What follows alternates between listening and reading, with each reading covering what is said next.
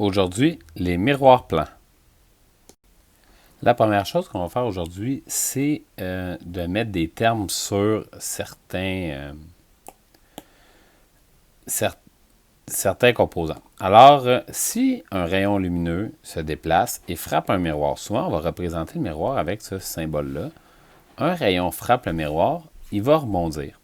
Le rayon qui frappe le miroir, on l'appelle le rayon incident. Le rayon qui rebondit, on l'appelle le rayon réfléchi. Si on prend notre miroir ici et qu'on trace une ligne de 90 degrés à la jonction du rayon incident et du rayon réfléchi, cette ligne-là, on l'appelle la normale. Et on peut mesurer l'angle entre le rayon incident, qu'on va appeler θi, I pour incident, et entre la normale et le rayon réfléchi, qu'on va appeler θr, R pour réfléchi. Donc, θi et θr ont une relation mathématique qui est la suivante. θi est toujours égal à θr. Sur n'importe quel miroir, θi égale θr. Ce qui nous amène au champ de vision. Alors, imaginons que vous avez un observateur qui est là, un miroir qui est ici et 4 objets, l'objet A, B, C, D, et qu'on veut déterminer quels objets sont visibles. Il y a 2 manières. La première, c'est la manière logique. On va commencer par tracer un rayon. En fait, le sens des rayons actuellement n'est pas bon, là. Le rayon, dans la réalité, ce qu'il va faire, c'est qu'il va partir d'ici, il va rebondir sur le miroir et il va aller vers l'œil. Alors, on va tracer un rayon à une extrémité du miroir et un autre rayon à l'autre extrémité du miroir.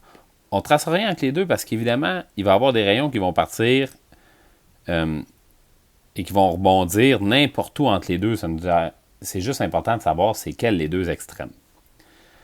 Alors, on trace un rayon qui part de l'œil, qui va vers le miroir, et après ça, qui va vers l'infini. On va le tracer qui part de l'œil, même si on sait que dans la réalité, il arrive vers l'œil, parce que c'est plus facile de savoir exactement il part puis il finit où.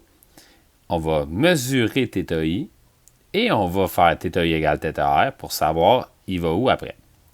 On va faire la même chose de l'autre bord. On part le rayon, on s'en va jusqu'ici, on trace la normale, on mesure θi, on trace θr, on fait rebondir le rayon, et on est capable de savoir que c'est possible de voir tout ça. Donc, les objets C et D sont visibles. Ça, c'est la manière logique.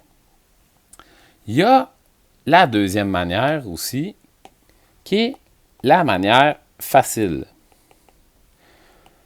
Ce que je vais faire, je vais calculer la distance. La première étape, c'est de prolonger le miroir. Hein?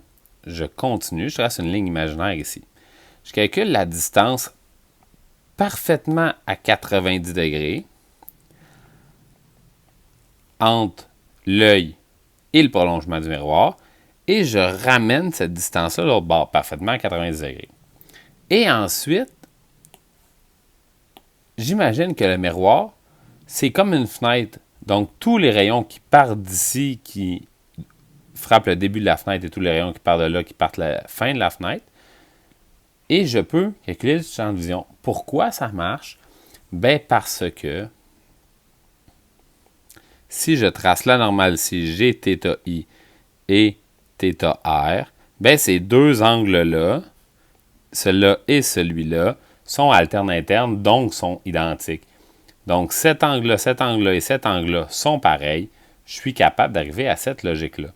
Donc, moi, ce que je vous conseille, quand vous avez un miroir plan, à la place de sortir votre rapporteur d'angle et de faire la méthode 1, reportez de l'autre côté et allez-y comme ça vous permet de déterminer rapidement le champ de vision. Ensuite, vous pouvez tracer ces deux lignes-là pour déterminer qu'est-ce qui est visible ici aussi. Parce qu'évidemment, si j'avais un objet là, cet objet-là serait visible. L'objet E serait visible. Et finalement, dernière partie, qu'est-ce qui arrive si on a un miroir et qu'on tourne le miroir? Alors, notre situation originale, c'est ça. Et maintenant, je tourne le miroir. On a juste ici l'ancien rayon réfléchi. Alors, maintenant que j'ai tourné le miroir d'un certain angle de rotation, le nouveau θi, c'est θi de départ, celui que j'avais là, plus l'angle de rotation. Et le nouveau θr, c'est donc égal encore au θr de départ qui était égal au θi de départ, plus l'angle de rotation.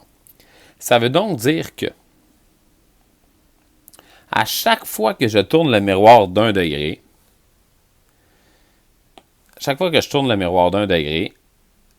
mon rayon ici se tourne de 2 degrés. Pourquoi? Parce qu'il y a l'angle de rotation qui est juste ici et qui va venir ici aussi, θr, et là je vais avoir θi 1. Alors je vois qu'à chaque fois que je tourne le miroir d'1 degré, bien, automatiquement, il y a 2 degrés ici. Ça fait le tour pour la théorie sur les miroirs plans.